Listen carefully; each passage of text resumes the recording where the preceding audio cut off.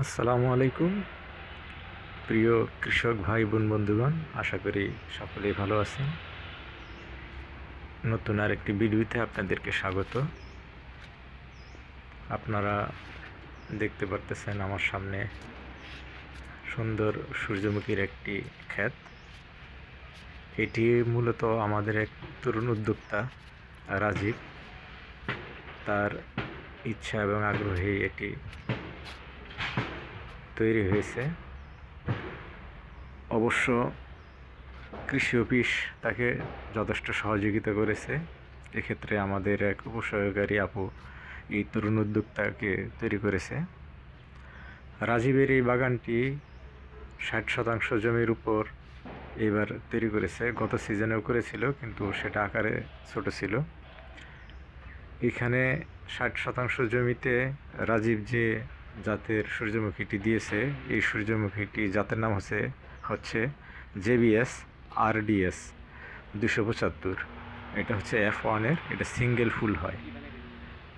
Single ফুল মানে প্রত্যেকটা গাছে একটি করেই ফুল হবে। আর এই 60% জায়গায় আপনার 2.5 কেজি বীজ ব্যবহার করা হয়েছে। আপনারা দেখুন, অনেক সুন্দর ফুল ফুটে আছে। মাত্রই এগুলো ফোটা শুরু হয়েছে। ডিসেম্বরের 1 তারিখে এগুলো বীজ বপন করা হয়েছিল, আর আজকে হচ্ছে ফেব্রুয়ারির 5 তারিখ। সেই তুলনায় আপনারা দেখতেছেন যে গাছের অগ্রগতিটা কেমন। মূলত এই জায়গাটুকু নিয়ে একটা প্ল্যান আছে।